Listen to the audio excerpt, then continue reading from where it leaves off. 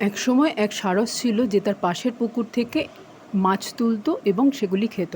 কিন্তু বুড়ো হওয়ার সাথে সাথে একটিও মাছ ধরা তার পক্ষে কঠিন হয়ে পড়ল।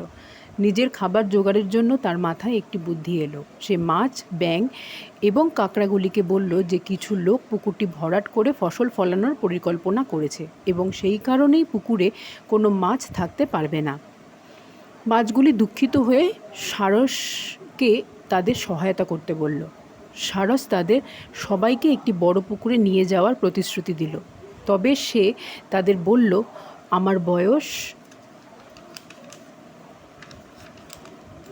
হওয়ার কারণে আমি একসাথে তোমাদের কয়েকজনকে নিতে পারি। সারসটি মনে মনে পরিকল্পনা করল মাছগুলিকে একটি পাহাড়ে নিয়ে গিয়ে খেয়ে ফেলবে। সারসটি কয়েকটি মাছ নিয়ে পাহাড়ের দিকে রওনা দিল। পথে যেতে একটি পুকুর পড়ল। সেই পুকুরে একটি কাঁকড়া থাকত। সেও ওই বড় পুকুরে যেতে চাইল। সারস কাঁকড়াটিকে খাবার কথা ভেবে তাকে নিয়ে যেতে রাজি হলো। পথে কাঁকড়া সারসকে জিজ্ঞাসা করল, বড় পুকুরটি কোথায়? সারস হেসে পাহাড়টির দিকে ইশারা করল।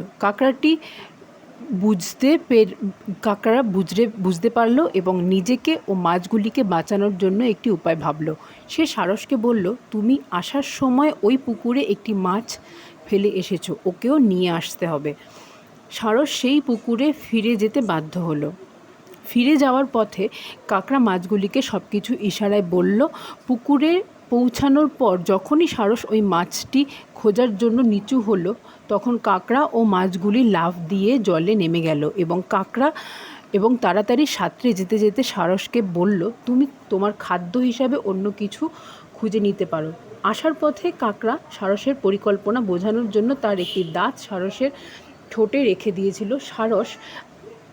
সারস আগের পুকুরে ফিরে এসে যখনই অন্য মাছগুলিকে নিয়ে যাওয়ার জন্য এগোলো, ওই পুকুরের কাঁকড়া সব বুঝতে পেরে বলল, যতদিন না পুকুর ভরাট হচ্ছে ওরা আমাদের সাথেই থাকবে। ওদেরকে ছেড়ে থাকতে আমাদের খুব কষ্ট হবে।